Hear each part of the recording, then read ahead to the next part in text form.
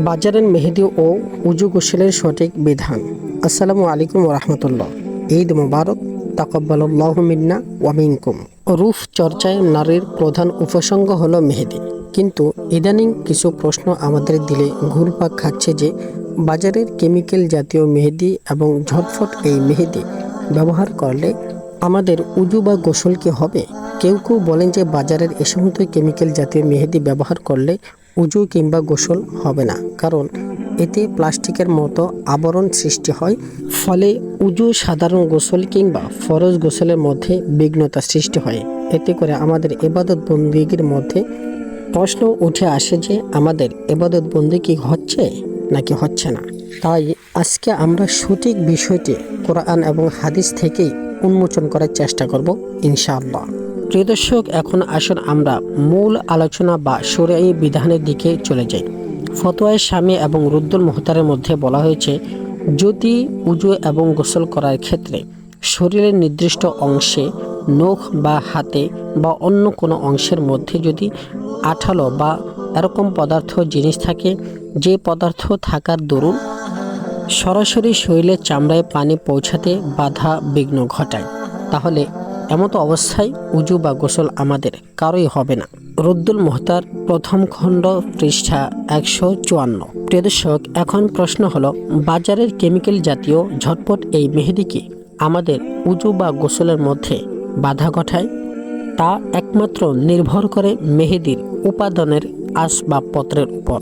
প্রথমত, যদি মেহেদির মধ্যে এরকম কেমিক্যাল বা পদার্থ ব্যবহার করা হয় যেগুলো ব্যবহার করার দ্বারা তা যদি হাতে বা নখে লাগানো হয়, তাহলে ওই হাত বা নখের উপরে পাতলা প্লাস্টিক বা কাগজের মতো আবরণ পড়ে যায় এবং তা হাতের নখ বা অন্য কোনো কিছু দ্বারা আঁচড়ালে উঠে চলে আসে, তাহলে এরকম জাতীয় মেহেদি ব্যবহার করা জায়েজ নেই, কারণ এটি ব্যবহার করলে আপনার শরীরের মধ্যে সরাসরি পানি পৌঁছাবে না, এতে উজু, সাধারণ গোসল কিংবা ফরজ গোসল হবে না।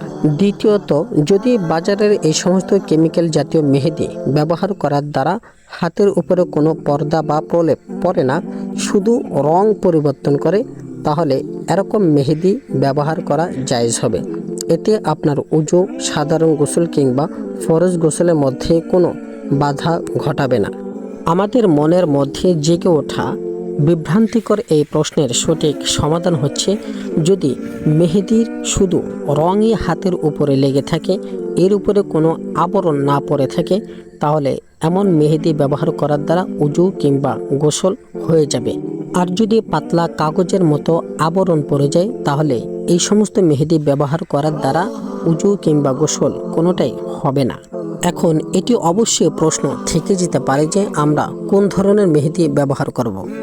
দর্শক, যদি আমরা প্রাকৃতিক যে সমস্ত মেহেদি গাছ পাওয়া যায় ওই সমস্ত পাতাগুলো বেটে ব্যবহার করি, এগুলো নিঃসন্দেহ কোনো ভেজাল বা কেমিক্যাল মুক্ত, আমরা সকলেই জেনে থাকি। এই সমস্ত মেহেদি ব্যবহার করার দ্বারা উজু কিংবা গোসলের মধ্যে কোনো বিঘ্ন ঘটবে না। এছাড়া বাজারের যে সমস্ত কেমিক্যাল জাতীয় মেহেদির মধ্যে আঠালো পদার্থ ব্যবহার করা হয়, যার দ্বারা হাতে বা নখের উপরে প্রলেপ পড়ে যায়, পর্দা পড়ে যায়, এই সমস্ত মেহেদি ব্যবহার করা থেকে আমরা অবশ্যই বিরত থাকব। প্রিয় দর্শক, একটি কথা আমাদেরকে অবশ্যই মনে রাখতে হবে যে আল্লাহ সুবহানাহু ওয়া তাআলা সুন্দর এবং সুন্দরকে অবশ্যই পছন্দ করেন, কিন্তু পবিত্রতা অর্জন করা হচ্ছে ঈমানের অঙ্গ।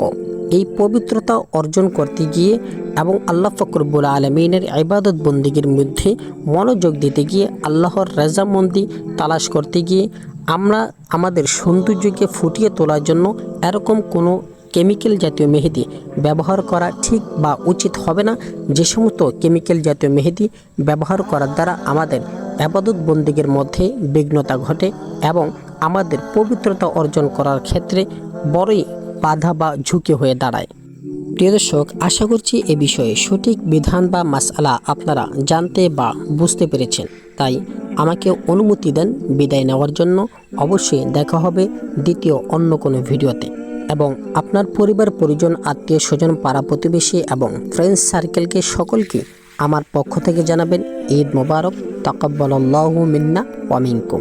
আসসালামু আলাইকুম ওয়া রাহমাতুল্লাহি ওয়া বারাকাতুহু।